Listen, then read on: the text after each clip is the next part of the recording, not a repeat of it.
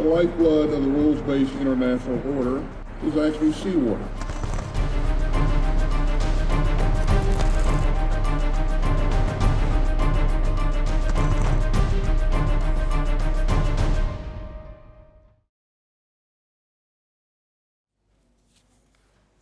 It's a red alert in the Red Sea. Drone attacks, cruise missiles, hijackings. We've seen it all in the last few weeks.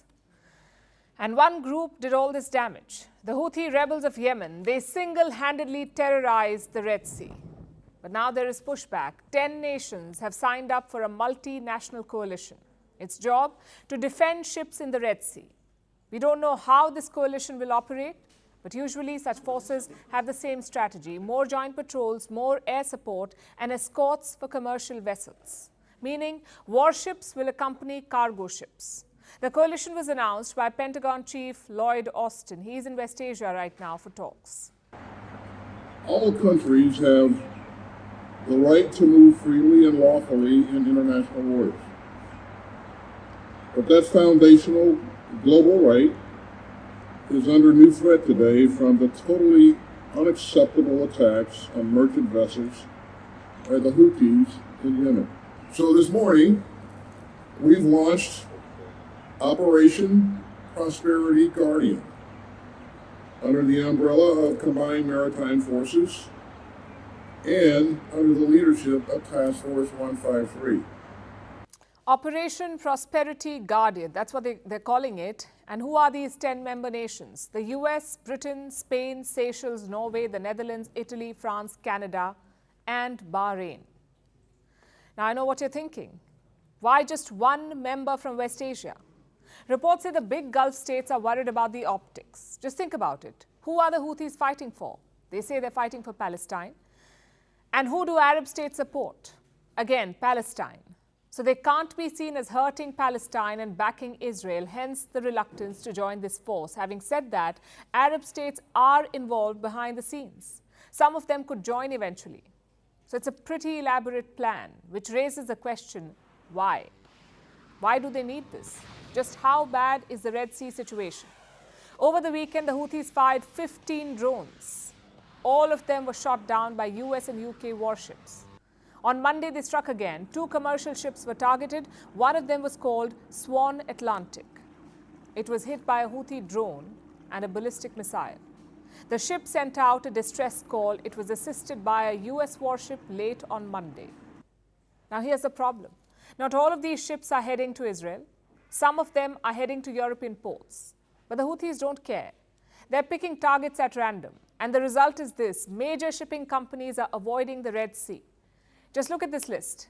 MSC, the world's largest shipping group. Maersk, the second largest. Hapag-Lloyd, the German company. Euronav, a Belgian tanker firm. Evergreen from Taiwan. Frontline, based in Norway. And HMM, a Korean shipping firm. So it's a pretty diverse list. The big, the small, the European, the Asian, all of them have stopped using the Red Sea. So how are they transporting goods? Why the alternate route? Assume that you're sailing from the Indian Ocean to Europe. Now you have 2 maritime options. The first is the Suez Canal. It's the same route that passes through the Red Sea. The second is this one. You have to go all the way around Africa, meaning more fuel, more time, more money.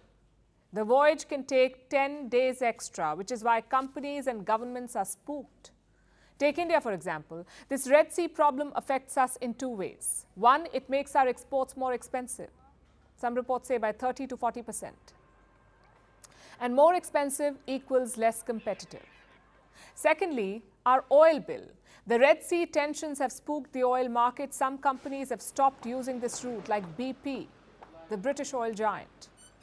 As a result, crude oil prices have increased. They were up almost 3% on Monday. It tells you how important the Red Sea is. It carries 12% of all maritime trade and 30% of all containers.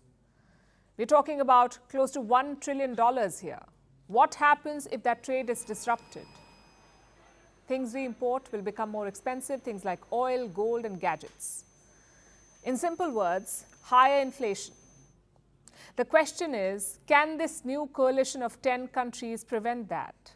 Can it deter the Houthis? Well, they've released a response. Listen to what they've said. We have capabilities to sink your fleet, your submarines, your warships. The Red Sea will be your graveyard. This is what the Houthis have said. It does not sound like a de-escalation at all. So the Houthis will fight on, they say. Even the coalition cannot stop that. You see, the Houthis shoot and scoot. They don't stay around for a prolonged battle. Plus, their drones are hard to intercept. You can't be everywhere at once. Hundreds of ships pass through the Red Sea. How many of them will you escort or provide air cover to? It's simply not a sustainable strategy.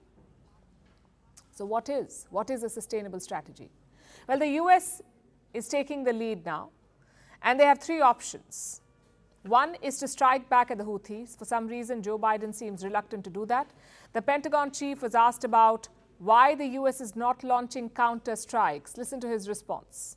Why hasn't the U.S. struck back or conducted a counterstrike like it has against similar Iranian-backed militants in Iraq and Syria? These attacks are reckless, dangerous, and they violate international law. And so we're taking action to build an international coalition to address this threat.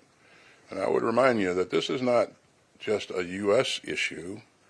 This is an international problem, and it deserves an international response.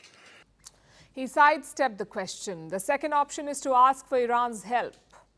You see, Tehran funds and arms the Houthis, so the assumption is that they will listen to Iran. Reports say Biden has even turned to China. He's asking Xi Jinping to put in a good word. And finally, the third option, the sure shot one, end the war in Gaza. Joe Biden has the power to force Israel to stop. 153 countries want him to do it. He'll have a chance tonight at the United Nations Security Council. Let's see if he takes it. A first-of-a-kind sports show that's played on a different turf. A first-of-a-kind sports show that will always come up with a winner. Are you looking for perspectives that go beyond the scoreline? Hi, I'm Rupa Ramani, and catch a 360-degree view of the sporting world with me here on Firstpost in our special First Sports.